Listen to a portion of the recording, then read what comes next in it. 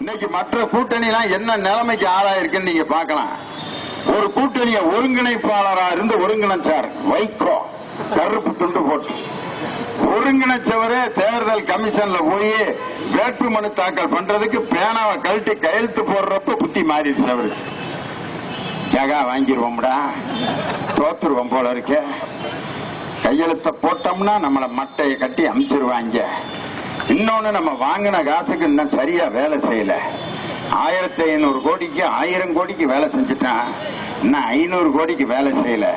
அதனால நம்ம சட்டமன்ற தேர்தலில் போட்டியிட வேணாம்னு அன்னைக்கு முடிவு பண்ணிட்டு வெளியில வந்தோம்னு சொல்றாரு. திமுக ஜாதி கலவரத்தை தூண்டு இருக்கிறது, அதனால தான் நான் போட்டியிடவில்லை. பேனாவை திறக்கிறப்ப அப்ப ஜாதி கலவரத்தை பத்தி தெரியாதா? கையெழுத்து போடுறதுக்கு இப்படி வைக்க போறப்ப தெரியாதா? திடீர்னு எப்படியா ஜாதி கலவரம்னு சொல்லி ஒருங்கிணைப்பாளரே இன்னைக்கு வேட்புமனு தாக்கலை பண்ணாம ஓடிவிட்டார். அவங்க தேர்தல் பிரச்சாரம் தொடங்கினப்ப பஞ்ச பாண்டவர்னாங்க. தர்மர் யாருன்னா விஜயகாந்த் தான், அர்ஜுனர் யாரு வைகோ, திருமாவளவன் பீமன், ஜிஆர் நகிலன், முத்தரசன் சகாதேவன். இப்ப அர்ஜுனன் வில்லெடுத்து ஐயன, வில்லெடுத்து அம்புல போராட போற அர்ஜுனனை வில்ல கீழே போட்டு போர்க்களத்தை விட்டு ஓடிப்பிட்டாரு.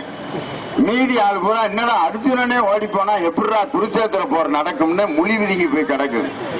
விஜயகாந்த் ஒவ்வொரு நாளும் தேர்தல் பிரச்சாரம் பண்ண பண்ண திமுகவுக்கு 1 லட்சம் ஓட்டு கூடி இருக்குன்னு இன்னைக்கு பேப்பர்ல எழுதிக்கிட்டு இருக்கான். அன்னைக்கு தேர்தல் பிரச்சாரத்தில் சேலத்துல பேசுறாரியா முதலமைச்சர் வேட்பாளர் மரியாதைக்குரிய கேப்டன் விஜயகாந்த் பேசுறார்.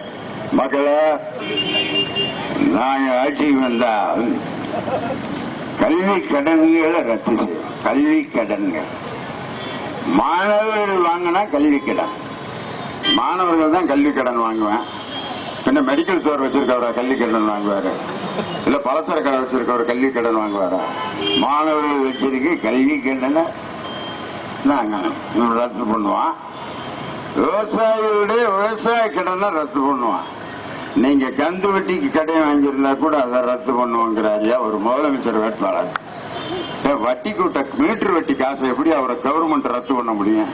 ஆனால் எங்கள் தங்க தளபதியினுடைய பிரச்சாரத்தை பார்த்துட்டு இந்தியாவில் இருக்கக்கூடிய பத்திரிகைகளும் தொலைக்காட்சிகளும் அவருடைய பிரச்சாரம் மிக சிறப்பாக, நாகரிகமாக, பண்பாட்டோடு மிக அழகாக பிரச்சாரம் செய்கிறார். நேற்று கேட்கிறார் ஈரோட்டில், ஜெயலலிதா அவர்கள் 50 வாக்குறுதிகளை சொல்லி இருந்தார்கள். அந்த 50 வாக்குறுதிகளை அவர்கள் நிறைவேற்றவில்லை. நான் சொல்றேன், நிறைவேற்றிட்டீங்கன்னு நீங்க சொல்லுங்க. 2 பேரும் ஒரே மேடையில சந்திப்போம். வர்றதுக்கு தயாரா? சவாலை ஏற்க தயாரா? வர்றீங்களா அப்படின்னு ஜெயலலிதா கேட்கிறாரு. இன்னைக்கு வரைக்கும் பதில் இல்ல. போனா மாட்டிக்குவாங்க ஜெயலலிதா அம்மா.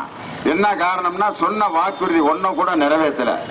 20 லிட்டர் சுத்தமான குடிநீர் ஒவ்வொரு வீட்டுக்கும் இலவசமாக வழங்கப்படும். அப்ப அதிமுக சட்டமன்றத்தில் என்ன நடந்துச்சுன்னா, ஜெயலலிதா அம்மா சொல்ல சொல்ல மேஜை அடி நொறுக்குனாங்க. இலவசமாக ஒவ்வொரு வீட்டிற்கும் பாதுகாப்பான குடிநீர் வழங்கப்படும்.